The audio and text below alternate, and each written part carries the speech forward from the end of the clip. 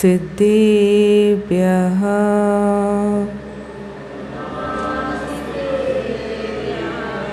मंगलम भगवान वीरो मंगलम गौतमो गणी मंगलम कुंद कुंदार्यो जैन धर्मोस्तु मंगलम सर्वमंगलमांगल्यं सर्वकल्याणकारकं प्रदानं सर्वधर्माणां जैनं जयतु शासनम। बोलिए अनंतानंत सिद्ध परमेष्ठी भगवान की, वर्धमान साक्षात मूल नायक श्री महावीर स्वामी की, परम पूज्य संत शिरोमणि आचार्य श्री विद्यासागर जी महाराज की, गुरुनाम गुरु आचार्य श्री ज्ञान सागर जी महाराज की, आरिका माँ गुरुमती आदर्शमती माता जी की, आरिका माँ श्री निष्कामती माता जी की,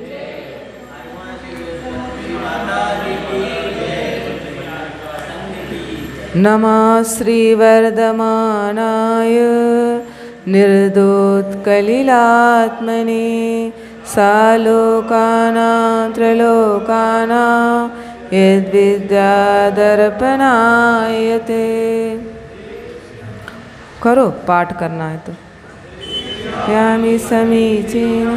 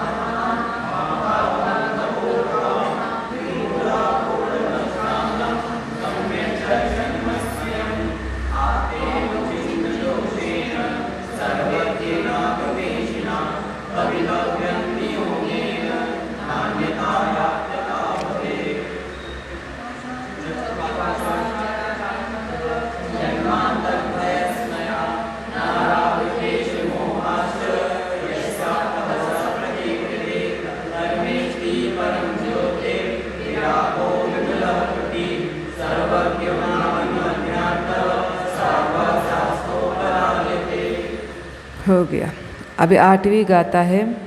अनात्मार्थम अनात्मार्थम बिना रागै शास्ता शास्ति सतोहितम ध्वनन शिल्पी करस्पृशान मुरजा किमपेक्षते। अनात्मार्थं विना रागै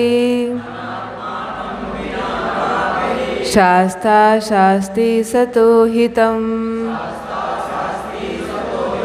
ध्वनन शिल्पिकरस्पर्शान् मुरजा किमपेक्षते। अनात्मार्थं विना रागै शास्ता शास्ति सतोहितं ध्वनन शिल्पिकरस्पर्शान् मुरजा किमपेक्षते। बोलो राघे।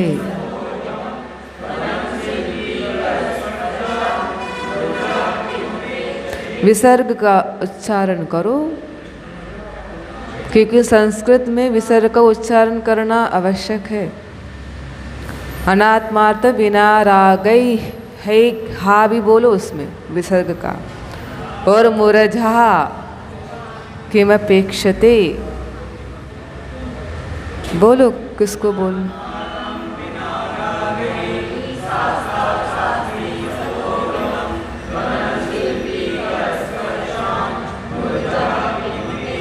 देखो संस्कृत को जितना मुंह खोल के बोलोगे ना उतना अच्छा उच्चारण होता है। आप अंदर अंदर पढ़ोगे ना उच्चारण गलत हो जाते हैं। इसलिए जितना जोर से बोल सकते हैं उतना जोर से पढ़ना है। पढ़ो।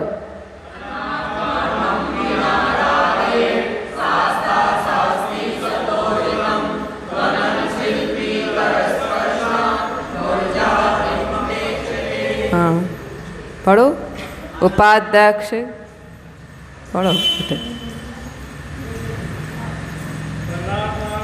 क्या क्या क्या? अनाथार्थम नहीं, अनाथमार्थम। अनाथ मार्थम।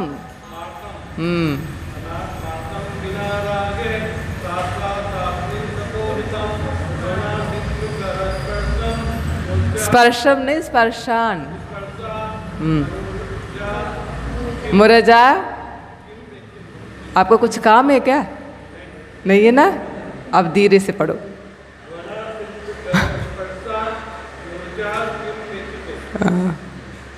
थोड़ा सा और प्रयास कर लो, अच्छा हो जाएगा।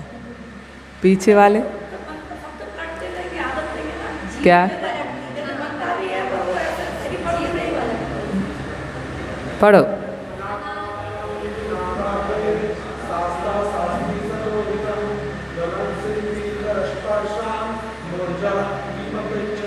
हाँ पढ़ो। यहाँ कौन पढ़ता? पढ़ो।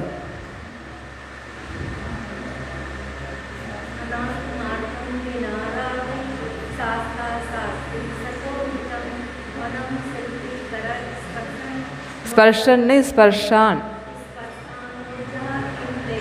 किमपेक्षते, किमपेक्षते। हाँ किमपेक्षते है ना? किम आप है ना, हिंदी में है ना, सबको आधा आधा अक्षर बोलने की आदत पड़ गई। किम पेक्षते, किम पेक्षते नहीं है, माँ पूरा है, उसमें आ भी है। किमपेक्षते है ना? ऐसा ऐसा बोलते हैं, ऐसा करते हो, ऐसा करते हो, ऐसा थोड़ी है, ऐसा है। आप लोग उच्चारण अच्छा नहीं बोलो। हाँ पढ़ लो। अनाथ मार्थम, मार्थम अनाथ मार्थम।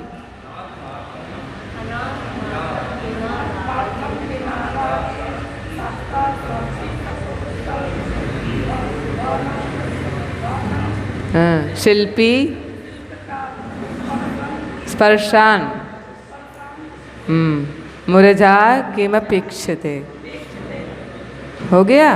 एक तो आप लोग लेट आती हो है ना, जल्दी आया करो।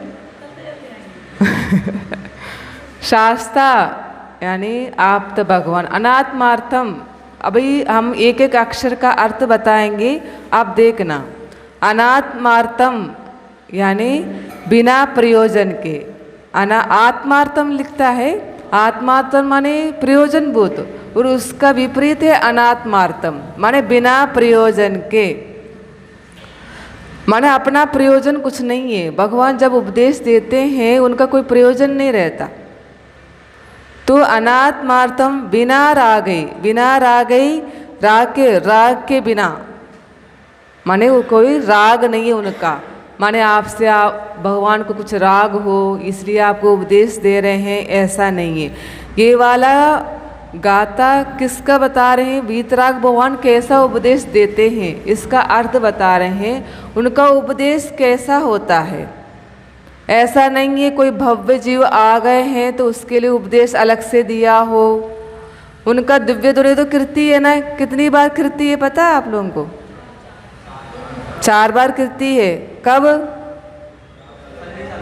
संधि काल में, सुबह, दोपहर में और शाम और मध्य रात में, ऐसे 4 बार दिव्य ध्वनि कीर्ति है। उपदेश देते हैं भगवान भव्य जीवों के लिए। समोसरण में बैठ के उपदेश अपने आप किरने लगती है। तो उस समय संधि काल आए हैं, तब उस समय में दिव्य ध्वनि किरना शुरू हो जाते हैं। तो दिव्य ध्वनि कैसे कीर्ति है कि कोई भव्य वहाँ जाते हैं उसके कारण कीर्ति है, कैसा होता है उसका बता रहे हैं। माने उनकी इच्छा होती है कि हम उपदेश देना है, उनकी इच्छा होती है का नहीं। भगवान के पास क्या है, हमने पहले 18 दोष रहित बता दिया था। उनके अंदर कोई राग द्वेष मोह इच्छा कुछ भी नहीं है। बिना इच्छा के ही उनका काम होता है। जैसे वो अरहंत भगवान बनते हैं, उनका समोसरण कौन रचना करता है? सौधर्म इंद्र कुबेर के द्वारा। तो जैसे समोसरण सभा रचना हो गई, तो रचना होने के बाद सब आके बैठ गए, तो उनके वो संधि काल में अपने आप दिव्य ध्वनि किरना शुरू हो जाते हैं। तो दिव्य ध्वनि करते हैं तो क्या कैसे करते हैं उसके बारे में बता रहे हैं। तो उनका दिव्य ध्वनि किरने से उनका अपना कोई प्रयोजन नहीं है। भगवान का कोई प्रयोजन क्या? माने उनने उपदेश दिया है तो उनके लिए अच्छा समोसरण बना देंगी, अच्छा माइक लगा देंगी, कोई उनका प्रयोजन नहीं है, क्योंकि उनका अपने में आत्मा में लीन होते हैं, तो उनका कोई भी इसमें प्रयोजन नहीं है। तो अनात्मार्थ माने कोई प्रयोजन नहीं, बिना रागे माने राग के बिना, शास्ता माने आप्त भगवान, शास्त्री माने उपदेश करते हैं। किसका हित? सतो माने भव्य जीव, भव्य जीवों के लिए हित का माने हितम माने हित का उपदेश देते हैं। कैसा? सत माने भव्य जीव, कोई भी भव्य जीव वहाँ गए हैं। समोसरण में कितने जीव जाते हैं? कितनी गति के जीव जाते हैं बताओ? पक्का? 3 गति के जीव जाते हैं। नरक गति के जीव को छोड़ करके मनुष्य गति, देव गति और त्रियंश गति के जीव प्रवचन सुनने के लिए, धर्म श्रवण करने के लिए जाते हैं। तो उसमें असंख्यात जीव बैठे रहते हैं, क्योंकि देव लोग कितने हैं? असंख्यात रहते हैं। मनुष्य तो बहुत गिने चुने रहते हैं, देव लोग बहुत रहते हैं। तो असंख्यात जीव उनका उपदेश सुनते हैं। ऐसा नहीं है वहाँ पर प्रवचन शुरू हो गया उसके बाद आराम से जाएं, ऐसा नहीं है।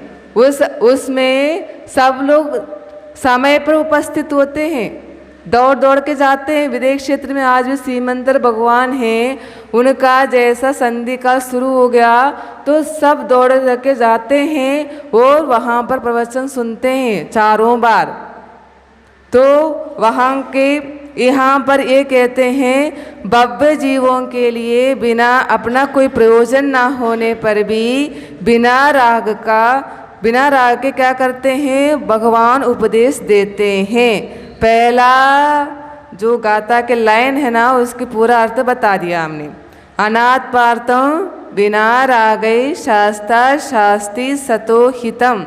अनाथ मार्थ माने अपना कोई प्रयोजन ना होते हुए भी बिना राग के, शास्ता माने आप्त भगवान, सतो माने भव्य जीवों के लिए, हित माने हित का, शास्त्री माने उपदेश देते हैं। हो गया? समझ में आ गई? एक बार और बता दूं। अनात्मार्थम माने अपना प्रयोजन ना होते हुए भी बिना राग के, शास्ता माने आप्त भगवान, सतो माने भव्य जीवों के लिए हित का उपदेश देते हैं। शास्त्री माने उपदेश देते हैं। हो गए? ध्वनन, उसके लिए वो दृष्टांत देते हैं। ध्वनन शिल्पी कर स्पर्शान मुरजा, माने कैसे जैसे बजाने वाले का हाथ, जो मुरज सा जानते हो, ढोलक, जो ढोलक का बजाते हैं ना, वो शब्द करता है कौन? मृदंग। जो ढोलक शब्द करता है तो वो कुछ अपेक्षा रखता है क्या? वो ढोलक अपेक्षा रखता है क्या? कुछ भी नहीं रखता है। वैसे ही भगवान उपदेश देते हैं, कोई अपेक्षा नहीं रखते हैं। उनका ये मतलब नहीं रहता है कितने जीव आए हैं, कहाँ से आए हैं, कितने आए हैं, ज़्यादा आए कम आए हैं, कोई अपेक्षा नहीं। कोई सुन रहा है नहीं सुन रहा है, कहाँ देख रहा है, कहाँ कम, क्योंकि समोसरण में बहुत जीव जाते हैं, बहुत कम भव्य जीव रहते हैं जो वहाँ सभा तक पहुँच पाते हैं। नहीं तो वहाँ आगे जो भूमियाँ रहती है ना, जो नाटकशालाएँ रहते हैं, नृत्यशालाएँ रहते हैं, उसी में लीन रहते हैं। कोई वहाँ तक सभा तक पहुँचना बहुत कठिन होता है। जो भव्य जीव ही रहते हैं वो सभा तक पहुँचते हैं। सब जगह सुनाई देते हैं कि कुछ ही जगह सुनाई? 1 योजन तक सुनाई देता है और आदिनाथ भगवान का समोसरण है 12 योजन का। 1 योजन तक सुनाई देता है। तो वो आगे जो भूमि, जो मानस्तंभ, वहाँ पर जो नाटकशालाएँ हैं, उसी में जो देव मिथ्या दृष्टि देव जाते हैं आदि तो वहीं लीन रहते हैं। कहाँ पर? नृत्यशाला में और नाटकशाला में, कहीं वो जाते नहीं हैं। आप लोग कभी समोसरण का वर्णन सुना है? कैसा होता है? यहाँ पर नहीं है शायद, है ना? है यह ना यहाँ पर है। समोसरण में बहुत कुछ अपना विषय का बहुत कुछ सामग्री मिल जाते हैं। कई जीव तो वहीं अटक जाते हैं, पहली भूमि में, दूसरी भूमि में अटक जाते हैं, जो 8वीं भूमि तक, क्योंकि समोसरण में 8 भूमियाँ हैं और 5 वेदियाँ हैं और 4 कोट है। इतना तो ऊपर याद रख लो। समोसरण में 8 भूमियाँ होती है। जो 8वीं भूमि में श्रीमंडप भूमि है, वहाँ पर 12 सभाएँ लगी हुई रहती है। तो 4 प्रकार का देव है ना, भवनवासी, व्यंतर, ज्योतिष और कल्पवासी। उनके देव और देवियाँ अलग अलग बैठते हैं, एक साथ नहीं बैठते। तो ये से 8 कोट तो उन्हें क्या हो गया? देवों का। और 1 कोटे हो गए श्रावक का, और 1 कोटे हो गए, कोटा हो गया मुनि महाराजों का, और 1 कोटा श्राविक्यों का। श्राविक जो महिलाएं हैं ना, वो अलग कोटे में बैठते हैं। ऐसे 12 सभाएं हैं, 12 श्रीमंडप भूमि में। वहाँ भगवान ने उपदेश देते हैं, सब लोग वहाँ तक पहुँचते हैं। कहाँ तक? माने भगवान का ऐसे 8 भूमियाँ हैं, तो 3 कटनियाँ हैं, तो 3 कटनियों के ऊपर भगवान विराजमान रहते हैं। तो जो भी जाते हैं तो पहली कटनी तक पहुंचते हैं, वहाँ उनको परिक्रमा लगाया भगवान को 3 बार, और वहाँ से उतर के अपनी अपनी सभा में जाके बैठ जाते हैं, है ना। तो वहाँ जाने के बाद भगवान का उपदेश सुनते हैं। 1 घंटा उपदेश सुने से कम 1 घंटे होता है, ज़्यादा से ज़्यादा 2.5 घंटे प्रवचन चलता है। जब सब चुपचाप सुनते हैं 2.5 घंटे तक, उसके बाद अपने अपने घर चले जाते हैं। आप सोचो, इतने अच्छे समोसरण में जाने के बाद भी घर जाने के मन हो जाता है। क्यों? ऐसा कर्म का तीव्र हृदय है, इसलिए कोई भाव नहीं होता। हम साक्षात भगवान के दर्शन करने के बाद भी दीक्षा ले लें। इसलिए कर्म का उदय को अपन को कम करना है। अपन को ऐसा भाव हो जाए, इस बार नहीं तो आगे बार हमें साक्षात भगवान का दर्शन मिलेगा तो हम उनके साक्षी पूर्वक दीक्षा ले लूँ। ऐसा भाव बना रहे नहीं बना रहे आप लोग? शांतिनाथ भगवान के विधान में आता है ना, सिद्ध साक्षी पूर्वक दीक्षा प्राप्त या नरकपति प्राप्त अर्घ्यम निरूपा। माने मुझे ऐसा भाव बन जाए, जब भगवान का साक्षात दर्शन हो तो हम दीक्षा ले ले, है ना। तो ऐसा वीतराग भगवान उपदेश देते हैं। उनका दृष्टांत कहते हैं, जैसे मृदंग को बजाते हैं, उनके हाथ के स्पर्श से जैसा शब्द करता है, वो मृदंग का कोई अपेक्षा नहीं रहता है। ऐसे भगवान की भी कोई अपेक्षा नहीं है। तो आप बिना इच्छा के वो उपदेश देते हैं। आप लोग सोच सकते हो बिना इच्छा के कैसे उपदेश होता होगा? क्योंकि भगवान के पास पूरा ज्ञान है। उनके पास कौन सा ज्ञान है? केवल ज्ञान है ना। आपके पास है क्या? है, शक्ति रूप में है, व्यक्त नहीं है। केवल ज्ञान के ऊपर केवल ज्ञानावरण का कर्म ढका हुआ है, इसलिए आपका केवल ज्ञान प्रकट नहीं हुआ है। तो आपके अंदर आत्मा में शक्ति रूप में केवल ज्ञान है, लेकिन भगवान के पास व्यक्त हो गया, वो कर्मों को क्षय कर दिया, इसलिए उनका केवल ज्ञान प्रकट हो गया, उनका ज्ञान में सब कुछ झलकता है। तो वहाँ पर वो जिसने ज्ञान में झलका है ना, उनने जो प्रत्यक्ष देखा है उसी को उपदेश देते हैं। जो अपन इस शास्त्र में पढ़ते हैं ये तो अपन परोक्ष में श्रद्धा करते हैं, माने यहाँ पर इतनी जम्बूद्वीप है, लवण समुद्र है, हम जम्बूद्वीप में रहते हैं, बरस क्षेत्र में रहते हैं, ये सब अपन क्या करते हैं, शास्त्र से पढ़ के जानते हैं। लेकिन वहाँ पर भगवान का प्रत्यक्ष सब कुछ दिखता है। जैसे आपको कीड़े मकोड़े एक इंद्रिय है, 2 इंद्रिय, 3 इंद्रिय है, निगोज जीव है। माता जी हम तो निगोज जीव देखा ही नहीं है, मुझे इंद्रियों के द्वारा तो वो दिखाई नहीं देता, लेकिन भगवान के ज्ञान में सब कुछ दिखता है। निगोज जीव का दुख तक दिखता है, कैसा दुख होता है उनका। तो ये सब वो प्रत्यक्ष से जानते हैं, जानने के बाद वो उपदेश देते हैं। उनके उपदेश में क्या होता है, 12 अंग और 14 पूर्वों का पूरा डिटेल बताते हैं, कहाँ क्या होता है क्या नहीं होता है। तो कैसा उपदेश देते हैं, बोलते हैं क्या, बताओ,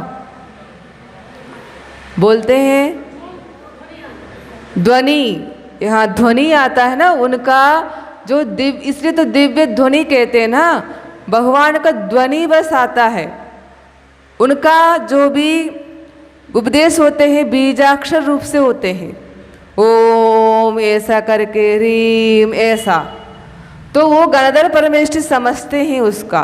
तो फिर गणधर परमेष्ठी उसको आगम के बारे में, आगम से उसका पूरा शब्द में गूंदते हैं। ऐसा ही भगवान का जो उपदेश होता है वो अर्थ का वो उपदेश देते हैं, शब्दों में वो उपदेश नहीं देते हैं। अर्थ का कैसे उपदेश देते हैं, कैसे उनका ध्वनि निकलती है। तो उनका होंठ हिलता है, होंठ नहीं हिलेगा, ये नहीं हिलेगा, फिर लेकिन उनका सब कुछ उनका मुंह से ही उपदेश देते हैं। तो उनकी ध्वनि को सुन करके गणधर परमेष्ठी ने आगम के अनुसार उसका पूरा आगम बनाते हैं 12 अंग और 14 पूर्व रूप में। तो उनका वहाँ पर जाते हैं तो मागध जाति देव का रहता है, वो अपनी उनका जो भी ध्वनि है उसको ग्रहण करके उसको अपनी अपनी भाषा में सबको समझाते हैं। जैसे वहाँ पर कोई देवलोक भी गए हैं, मनुष्य भी है, त्रियंशी भी है, तो वो अपनी अपनी भाषा में समझ जाते हैं दिव्य ध्वनि को। वो कौन करता है, मागध जाति जीव करता है। तो जैसे आप लोग जो विधानसभा वगैरह में जाते हैं ना, जो दिल्ली में रहता है, वहाँ पर जाते हैं तो सब जगह के आते हैं, तो वो उनका सब जगह का सब इंग्लिश बस जानते हैं ऐसा नहीं है, कोई हिंदी जानता है, कोई कन्नड़ जानता है, कोई तेलुगु जानता है, कोई तमिल जानते हैं।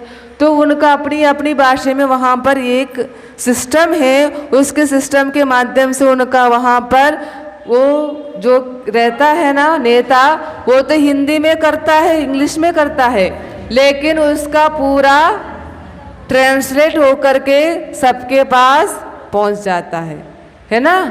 है ये सिस्टम आज भी है, हम लोग सुना है, वहाँ हम लोग देखा नहीं है, फिर दिल्ली वगैरह में है ये वाली सिस्टम। हाँ, संसद में है ये वाली सिस्टम, अपनी अपनी भाषा में सब समझ जाते हैं। ऐसे ही तीर्थंकर भगवान जब उपदेश देते हैं सबको अपनी अपनी भाषा में समझ में आ जाते हैं। और उनका कोई शंका होता है तब क्या करते हैं, शंका होती है तो उसको गणधर परमेश्वर से पूछते हैं, भगवान से नहीं पूछते। भगवान से कौन पूछता है, जो विशेष रहते हैं, जो विशेष सौदर्म इंद्र है, चक्रवर्ती है, इन लोग पूछते हैं तब भगवान उसका उत्तर देते हैं। बाकी तो सामान्य जनता, जो सामान्य लोग रहते हैं, वो गणधर परमेश्वर से पूछ लेते हैं, नहीं तो सामान्य केवली से पूछ लेते हैं। आप लोग को जो ज्ञान होना चाहिए भगवान कब उपदेश देते हैं, अब किस प्रकार से उपदेश देते हैं, ये सब जानकारी होने से ही दिव्य ध्वनि 4 बार कहती है। और भगवान इच्छा पूर्वक नहीं बोलते हैं, बिना इच्छा के बोलते हैं। और 2.5 घंटे की एक एक बार उपदेश देते हैं। आप लोग तो 1 घंटे में सुन लेते हो तो बोर हो जाते हो, लेकिन वहाँ 2.5 घंटे तक उपदेश देते रहते हैं भगवान जी। तो उसका सुन करके क्या करते हैं, किसी लोग को श्रावक व्रत ग्रहण कर लेते हैं, कोई मुनि व्रतों को ग्रहण कर लेते हैं, कोई ऐसा छोटा छोटा नियम व्रत ग्रहण करके वहाँ से निकल जाते हैं। आप लोग प्रथमान योग पढ़ते होंगे, श्रेणिक महाराज हमेशा जाते हैं दिव्य ध्वनि सुनने के लिए, तो सुन के बाहर निकल आते हैं। तब एक बार उनने पूछा था भगवान से, महावीर भगवान से, भगवान मुझे तो आपकी उपदेश बहुत अच्छी लगती, सब कुछ अच्छा होता, फिर मुझे व्रत लेने की भावना क्यों नहीं होती। तब भगवान ने उनको उपदेश देते समय दिव्य ध्वनि में ये बताया, ये श्रेणिक तुम भले साइक सम्य दृष्टि हो, लेकिन तुम्हारा क्या है, नरकायु का बंध हुआ है, इसलिए तुम्हें कोई व्रत लेने की भाव नहीं होते हैं। इसलिए आप लोग भी समझना, हमें कोई व्रत लेने की भाव नहीं हो रहा तो क्या है, देखो बहुत जल्दी समझ गए, हमें व्रत लेने की भाव नहीं हो रहा तो नरकायु का बंद हो गया। माने जिनको नरकायु, मनुष्यायु और तिरंचायु का बंद हुआ है, उनको व्रत लेने की भाव नहीं होते हैं। ठीक,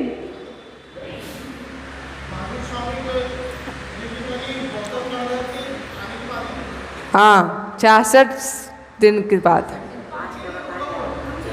क्योंकि देखो एक व्यवस्था होती है वहाँ पर समोसरण में, वहाँ पर मुनियों के कोटे में बहुत सारे मुनि महाराज बैठे हुए थे, लेकिन वो महावीर भगवान से सीधा दीक्षित नहीं हुए थे। सब जो परंपरा से जो पार्श्वनाथ भगवान के रहते थे ना, वही वहाँ पर बैठे हुए थे। उनसे जो दीक्षित होते हैं वही गणधर बन सकते हैं, ये एक ध्यान रखना। जो भगवान से दीक्षित होते हैं वही गणधर बनते हैं। तो भगवान से कोई दीक्षा हुई नहीं, और भगवान के साथ भी कोई दीक्षा नहीं लिया। महावीर भगवान अकेले दीक्षा हुए थे ना, और अकेले 12 साल तक विहार करते रहे, फिर उनका केवल ज्ञान हो गया। केवल ज्ञान होने के बाद उनसे कोई दीक्षित हुए नहीं। उनको देख करके, उनसे प्रभावित होकर के कोई दीक्षा नहीं ली। तो वहाँ जो मुनि महाराज बैठे हुए थे सब पार्श्वनाथ भगवान के शासन काल के थे। जब भगवान के दिव्य ध्वनि गिरती है ना, सब तब से महावीर भगवान का शासन काल शुरुआत होती है। तब तक पार्श्वनाथ भगवान का शासन काल चलता है। आपको शासन काल पड़ता है ना, अभी कौन सा शासन काल चल रहा है, महावीर भगवान का शासन काल। कब तक चलेगा, तब तक पंचम काल है। ये पंचम काल के अंत में धर्म तो नष्ट हो जाएगा, लेकिन शासन काल नष्ट नहीं होगा। शासन काल को पंचम काल, छठवां काल और उत्सर्पणी का पहला काल, दूसरा काल, उसके बाद तीसरे काल में जब तीर्थंकर भगवान दूसरा आएंगे तब तक महावीर शासन का काल चलेगा, इतना लंबा चौड़ा। क्योंकि 22,000 ये है, 20,000, 22,000 पंचम काल का, और छठम काल का 20,000, ऐसे 42,000 ये है। और उत्सर्पणी काल, ये अवसर्पणी काल चल रहा है। उत्सर्पणी काल का फिर 22,000 और 20,000, 20,000 पहला काल, दूसरा काल 22,000। वो भोग भूमि रहता है, भोग भूमि नहीं, पंचम काल षष्ठम काल रहता है। जैसे यहाँ पर पंचम काल है, षष्ठम काल है, फिर उत्सर्पणी में फिर षष्ठम काल, फिर पंचम काल। तो इतने काल तक महावीर शासन काल चलेगा। फिर वहाँ पर जब चौथे काल शुरू होगा, माने वहाँ का तीसरा काल कहलाता है, और अपने हिसाब से वो चौथा काल है। वहाँ सबसे पहले कौन तीर्थंकर बनेंगे, श्रेणिक महाराजा बनेंगे ना वहाँ जाके। तो उनका जब तीर्थंकर बनेंगे, वो दिव्य ध्वनि, उनका केवल ज्ञान होगा। जब दिव्य ध्वनि खिरेगी तब तक महावीर भगवान का शासन काल चलेगा। यहाँ 42,000, वहाँ 42,000, ऐसे 84,000 तक महावीर का शासन काल रहेगा।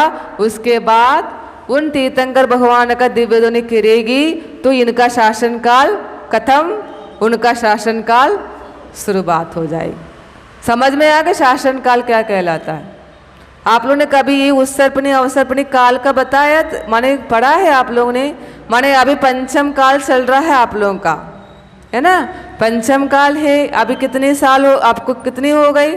2500 निकल गया, 2540, 2550 निकल गया ना। तो जितना काल रहेगा वो पूरा पंचम काल रहेगा। पंचम काल के अंत में धर्म नष्ट हो जाता है, धर्म नष्ट हो जाएगा और अग्नि नष्ट हो जाएगी।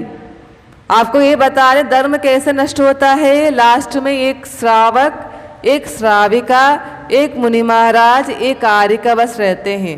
और मुनि महाराज को अवधिज्ञान रहता है, वो अपनी अवधिज्ञान से जान लेते हैं। क्योंकि अभी पंच कब जानते हैं? जब वहाँ पर एक कल्कि उत्पन्न होता है। 1000 काल में एक कल्कि उत्पन्न होते हैं।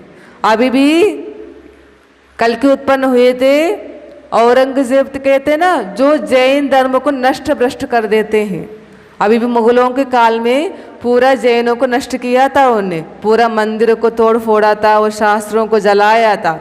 तो 1000 काल में एक कल्कि उत्पन्न होते हैं, वो जैन धर्म को नष्ट करते हैं। वैसे ही वो 1000 लास्ट में जब पंचम काल का अंत में जब कल्कि उत्पन्न हुआ, उसने जैन धर्म का नष्ट करने की सोचा। तब उन्हें मंत्री से पूछा, हमारा आज्ञा कौन नहीं मानता है, हमारा कर टैक्स कौन नहीं देता है?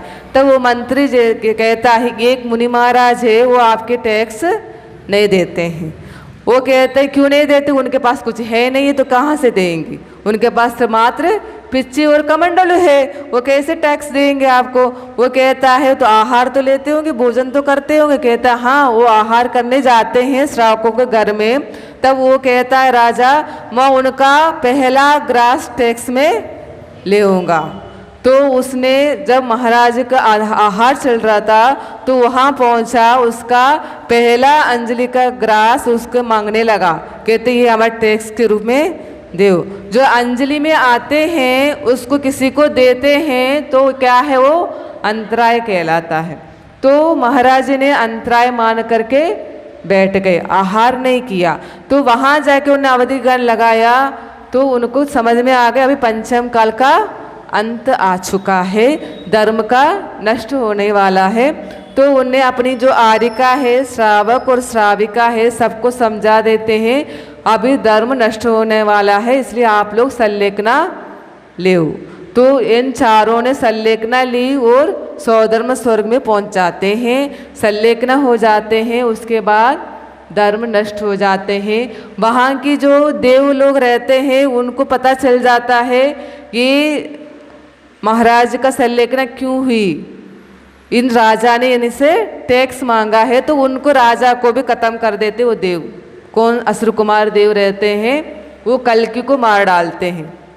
तुमने धर्म नष्ट कर, लेकिन वो पंचम काल था इसलिए अंत में धर्म नष्ट हो नहीं था तो वो हो जाता है। फिर शाम को धर्म नष्ट हो जाता है, दूसरे दिन सुबह अग्नि नष्ट हो जाती है।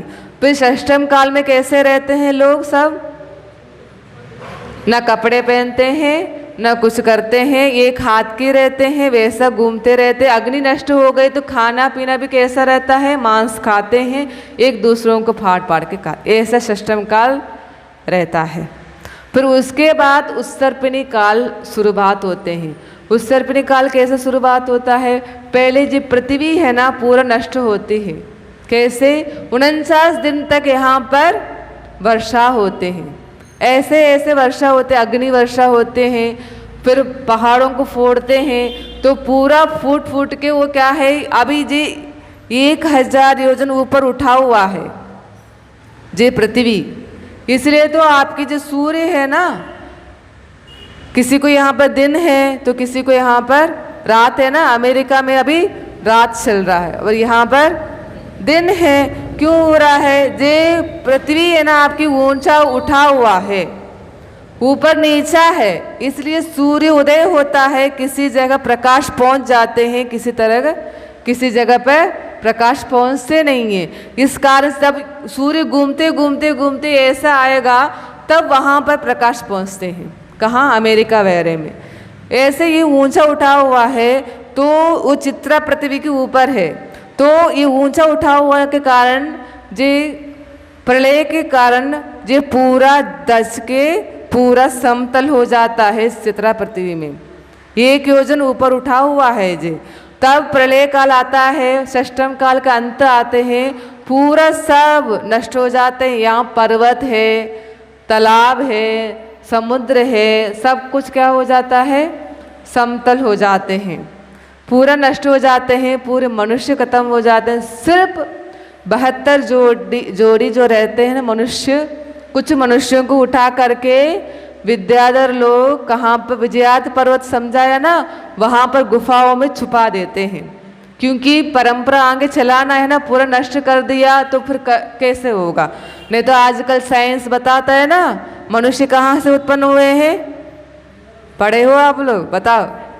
बंदरों से।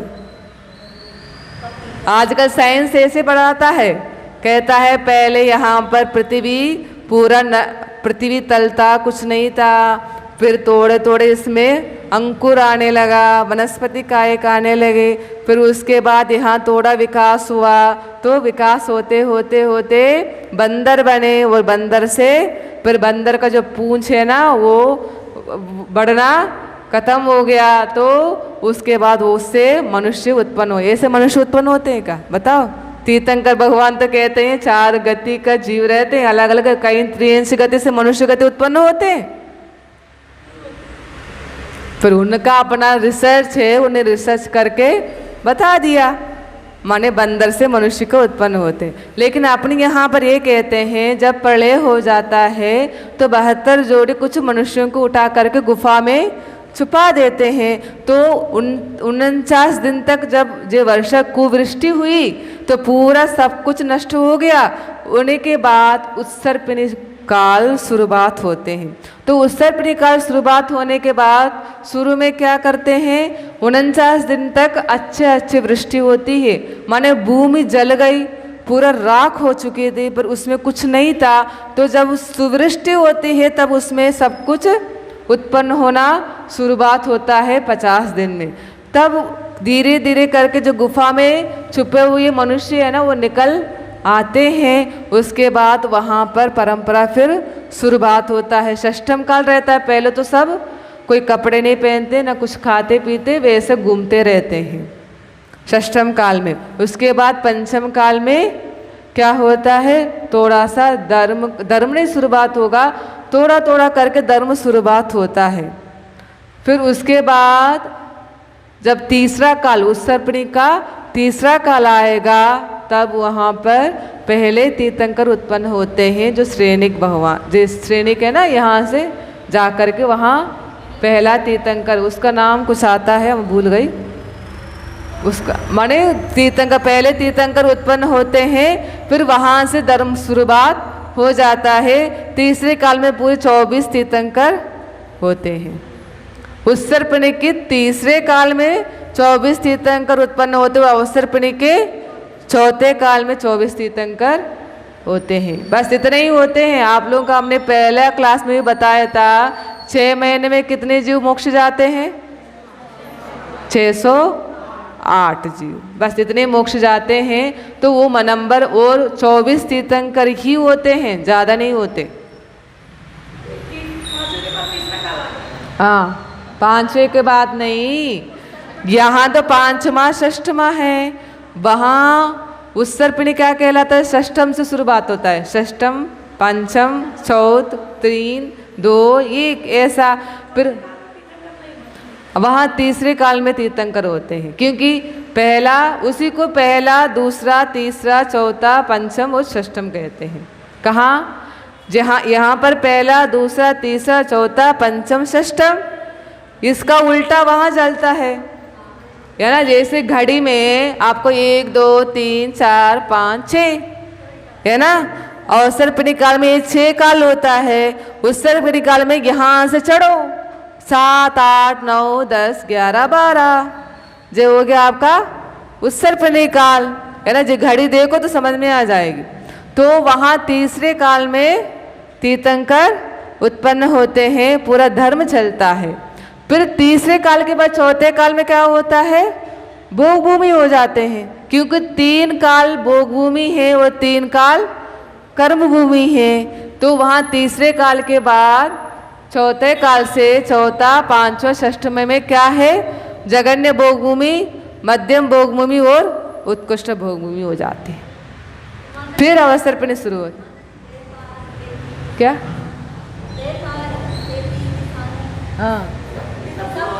हाँ, वो पहला तीर्थंकर के पहले जो कुलकर उत्पन्न होंगे ना, वो सिखाएंगे सबको खेती करना, सब कुछ करना। जैसे यहाँ पर आदिनाथ भगवान ने सबको सिखाया, ऐसे यहाँ पर भी तीसरे काल में सब सिखाएंगे सबको क्या करना है, कैसा भोजन करना है, क्या करना है, कैसा हल चलाना है, कैसे गायों को पालन करना है, ये सब कुछ वहाँ सिखाते हैं। हो गया? हाँ, वहाँ पर भी होते हैं श्रेष्ठ शलाका पुरुष, सब जगह होते हैं। यहाँ पर भी होते हैं, विदेश क्षेत्र में भी होते हैं। और विदेश क्षेत्र में तो हमेशा चौथे काल रहता है, लेकिन भरत और ऐरावत क्षेत्र में, भरत क्षेत्र में जब उत्सर्पिणी और अवसर्पिणी काल में, जब उत्सर्पिणी का तीसरा काल आएगा और अवसर्पिणी का चौथे काल आएगा, जब 24 तीर्थंकर होते हैं, तभी मोक्ष जाते हैं। कब मोक्ष जाते हैं? अवसर्पिणी का चौथे काल और उत्सर्पिणी का तीसरा काल। उसके बाद यहाँ मोक्ष बैंड लग जाता है, उसके बाद मोक्ष नहीं जा सकते। उत्सर्पिणी है ना, अभी अवसर्पिणी चल रहा है, अब उत्सर्पिणी काल आएगा, है ना। यहाँ कुछ धर्म किया है तो आप उत्सर्पिणी के तीसरे काल में जन्म ले सकते हैं, नहीं तो षष्ठम काल तो है ही। हाँ, उत्सर्पिणी में सब कुछ बढ़ता जाता है, अवसर्पिणी में सब कुछ घटते जाते हैं, वहाँ हाइट बढ़ते जाएंगी।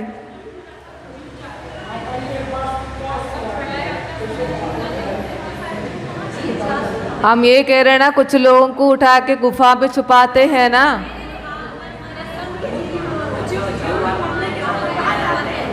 जीव मरने के बाद कैसा परिणाम करते हैं वैसे जाते हैं। षष्ठ काल में जो जीव रहते हैं वो तो हमेशा नियम से नरक जाते हैं, क्योंकि वो तो कुछ करता नहीं है।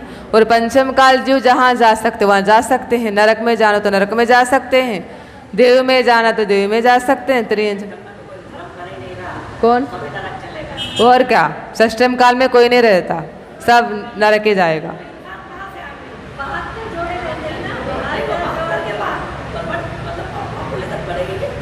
पॉपुलेशन आपको बढ़ रहा है, फिर घट भी रहा है। ऐसा नहीं है आपको लगता है यहाँ पॉपुलेशन बढ़ रहा है, कभी कभी ऐसा होता है एक साथ तो एक्सीडेंट वगैरह हो जाते हैं ना, एक साथ कितने सारे तो चले जाते हैं, चाहते नहीं जाते। देखो पापी जीव है तो आ रहे हैं पंचम काल में। पंचम काल में कौन आता है? मिथ्या दृष्टि लोग ही आते हैं, और यहाँ आते हैं। अब एकदम नरक की सीट खत्म हो जाएगा ना, तब एक साथ सब चले जाते हैं।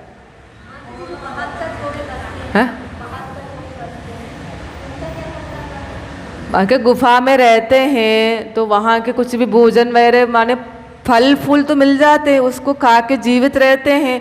उसके बाद जब अच्छा हो जाता है, उत्सर्पिणी काल रहता है, तो बाहर आ जाते हैं। ऐसे आप लोग कोरोना में आप लोग सब अंदर बंद रहे ना, सब कितने साल तक, 1 साल 2 साल तक, ऐसे वो कितना दिन रहना है, 49 दिन ये 49 दिन वो, 2-3 महीने अंदर रहना है, उसके बाहर निकल आते हैं तो जो मिलता हो खाते पीते रहते हैं। ऐसा उनका जो जैसा परिणाम करते वैसे जाते हैं, माने कहीं पर भी जा सकते हैं, देवों में नरकों में कहीं पर भी जा सकते हैं वो।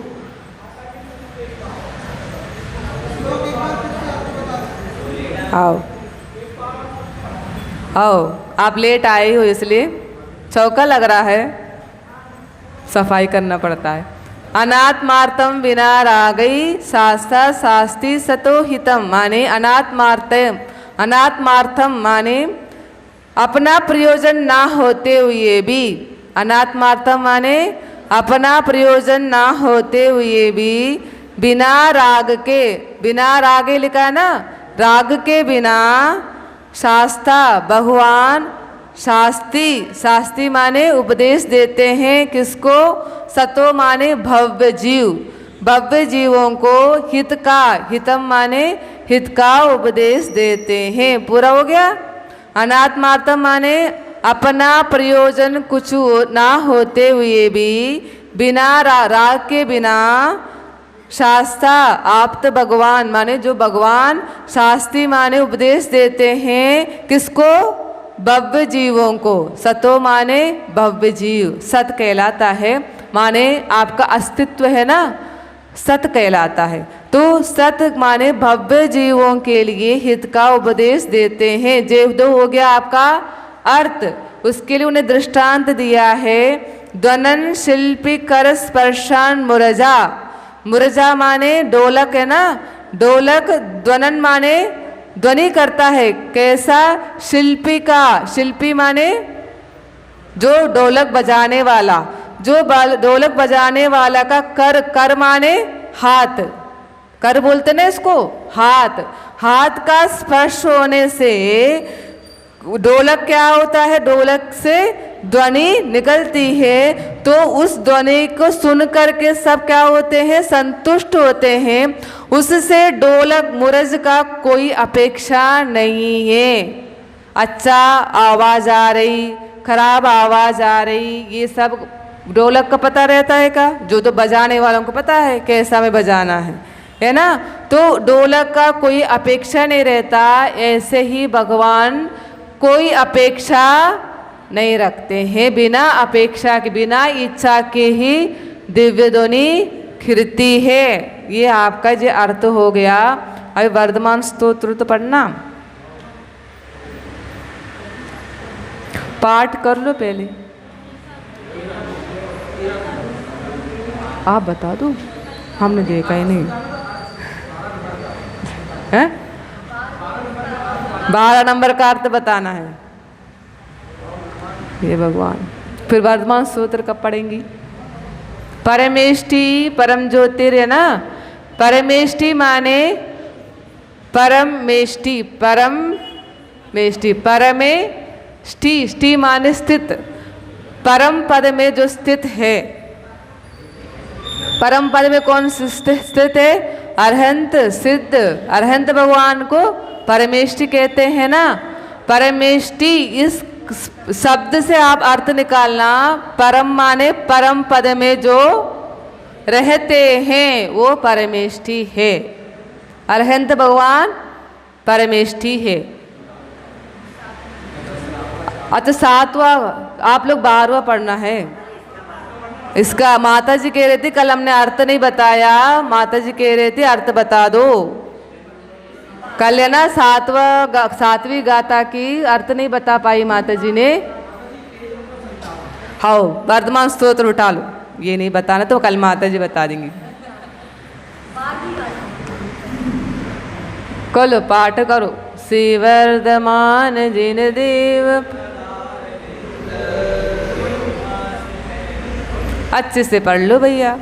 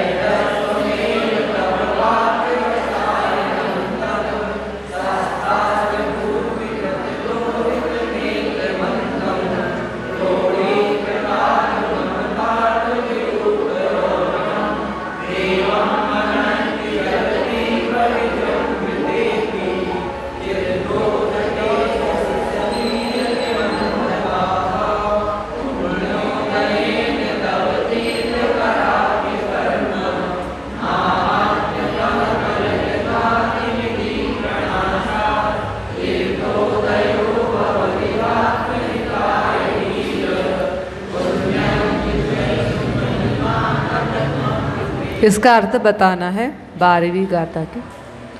पुण्योदयेन माने पुण्य के उदय से। पुण्य उदय क्या है? तीर्थंकर नामक पुण्य उदय से तब माने आपका तीर्थंकर नाम कर्म है ना, जो महावीर भगवान का तीर्थंकर नाम कर्म है। नाम कर्म का भेद कितने हैं? 93 भेद है ना, उसमें तीर्थंकर नाम कर्म भी है। जो तीर्थंकर नाम कर्म का उदय होता है तभी ही तीर्थंकर बनते हैं।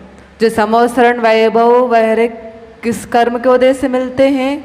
तीर्थंकर नाम कर्म के वैभव से, माने नाम कर्म के उदय से मिलते हैं। तो तीर्थंकर नाम कर्म का जो पुण्य कर्म है जे, क्योंकि आपका कर्म कितने हैं? 8 कर्म हैं। उसमें 2 प्रकार घात्या कर्म और अघात्या कर्म है। घात्या कर्म पूरा पाप है और अघात्या कर्म में कुछ कर्म पुण्य है और कुछ कर्म पाप है। तो अघात्य कर्म है नाम कर्म। नाम कर्म अघात्य कर्म है ना, जानते हो?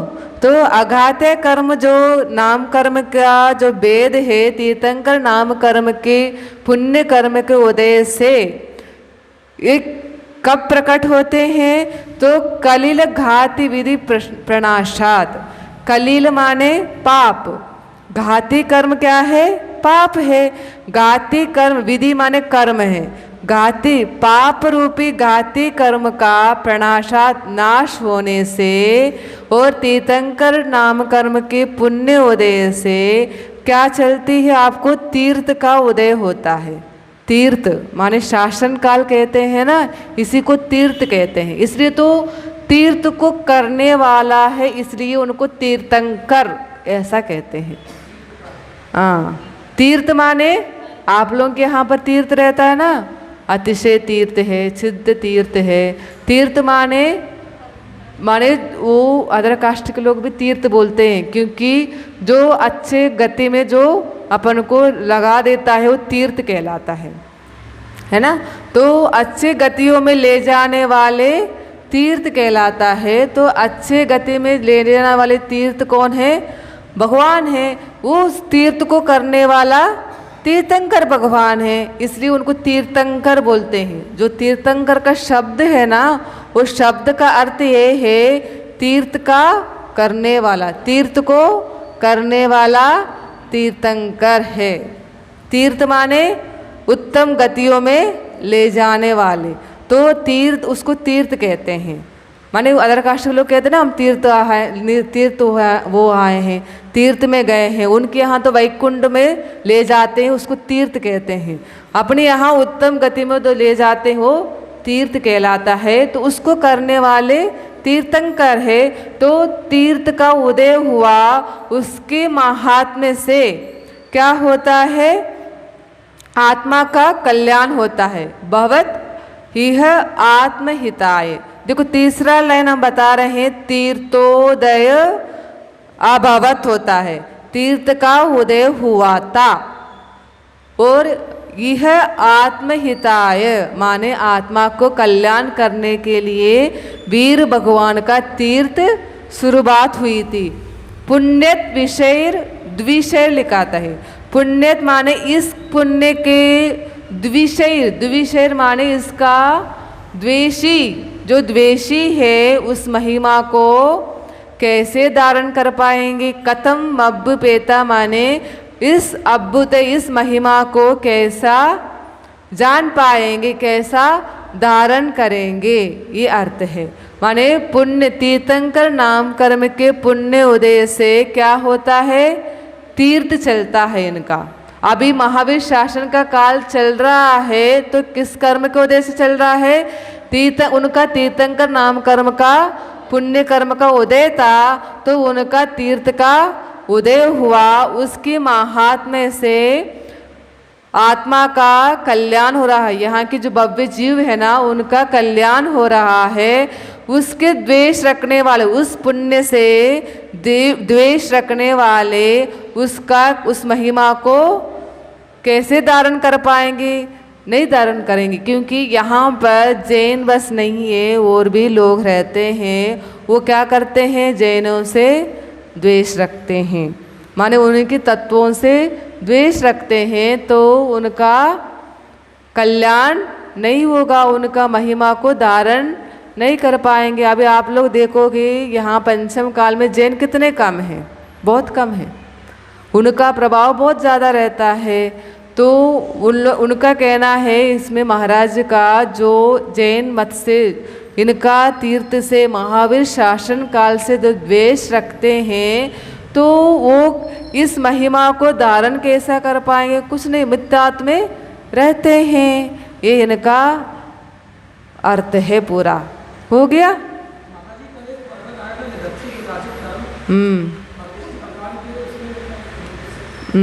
भगवान का दर्शन करने से निदत्ति निकाचित कर्म का क्षय होता है। निदत्ति निकाचित कर्म कहलाता है जैसा आप बांधते हो, किस स्थिति से बांधते हो, जो अनुभाग से बांधते हो वैसा उदय में आना, ये निदत्ति निकाचित कर्म है। उसमें आप कितना भी धर्म कार्य करोगे तो उसमें कम बड़ी नहीं हो सकता, उसका अनुभाग कम हो जाए, स्थिति कम हो जाए, ऐसा नहीं होता। लेकिन जिन बिंब दर्शन करते हो आप लोग, ऐसा नहीं जैसा रूटीन में आप जिन बिंब दर्शन करते हो, भावों से जिन बिंब दर्शन किया है तो वो निदत्ति निकाचित कर्म भी क्षय को प्राप्त होता है। जो आगम में निदत्ति निकाचित कर्म बताते हैं, सबसे खराब कर्म वही है निदत्ति निकाचित। कोई इसे धक्का नहीं लगेगा, कितनी भी आप धर्म कर लो, किसी भी कुछ भी कर लो, फिर भी वो निदत्ति निकाचित कर्म में कुछ भी, कितना भी तपस्या कर लो, उपवास कर लो, सब कुछ कर लो, फिर लेकिन वो निदत्ति निकाचित कर्म में कुछ कम बड़ी नहीं होते, ना उसमें उत्कर्षण होता है ना उसमें अपकर्षण। उत्कर्षण माने बढ़ना, अपकर्षण माने घटना, ये सब संक्रमण माने दूसरी प्रकृति रूप में बदलना, कुछ भी नहीं होता उसमें। निदत्ति निकाच जैसा आपने बांधे हो वैसा भोगना। जैसे अंजना सती को आप देखा है ना, 22 मिनट के लिए उनने जिन्हें प्रतिमा को छुपाया था तो उनको 22 साल तक वियोग का सहन करना पड़ा। वैसे ही उनका आदिनाथ भगवान को भी आपने सुना होगा, उनने मुंह में बांधा था तो 6 महीने तक उनको अंतराय कर्म का भोगना पड़ा। ऐसे ही आप निदत्ति निकाचित कर्म जो बांधे हैं ना, वो भोगना ही पड़ता है। लेकिन आपने जिन्हें बिंब दर्शन, रोज आप मंदिर का दर्शन करते हो और भावों से करते हो तो उसमें आपका ये निदत्ति निकाचित कर्म क्षय को प्राप्त हो जाता है, ऐसा आगम में लिखा है। इसलिए तो जिन बिंब दर्शन से सम्यक दर्शन की प्राप्ति होती है और निदत्ति निकाचित कर्म का क्षय होता है। मनुष्य और त्रियंचों में ये बाह्य निमित्त बताया है जिन बिंब दर्शन को। इसलिए आपको कभी ये नहीं सोचना हम मंदिर नहीं जाएंगे, ये नहीं सोचना। कभी मौका मिलता है, आपको टाइम मिलता है, एक बार तो जिन्हें बिंब का, जिन्हें प्रतिमा का दर्शन करना है। आप लोगों का सबका नियम है क्या बताओ? दर्शन का नियम है, सबका है। नहीं तो जब काम आएगा तो छोड़ दिया, जब हम फुर्सत में रहेंगे तब मंदिर आएंगे।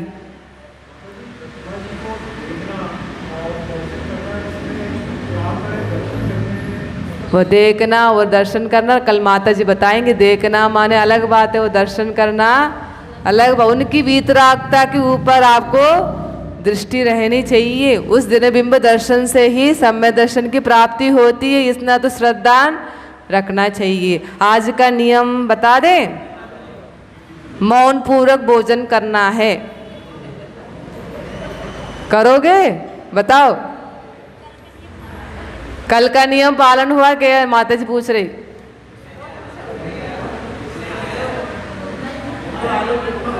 क्यों अध्यक्ष जी बता दे, मौन पूर्वक भोजन करना है आज। करोगे जी बताओ, करोगे नहीं करोगे? हम तो रोज नियम देते हम लोग, आप लोग पालन करते नहीं करते पता ही नहीं चलता।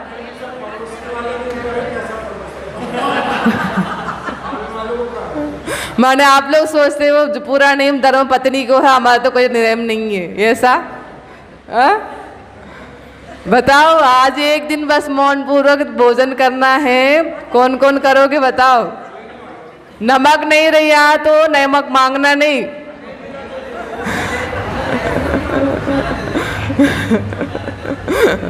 इशारा कर लेना, फिर मांगना नहीं, बोलना नहीं। ठीक। हाँ हाँ, अभी बड़ी माता जाएंगे ना, वो बता देंगे दर्शन क्या है और देखना क्या है। वो अपना चिंतन से बहुत अच्छे से बता देगी आप लोगों को। ठीक। बोलो। जल चंदन अक्षत पुष्प चरु अरु दीप धूप अति फल लावे।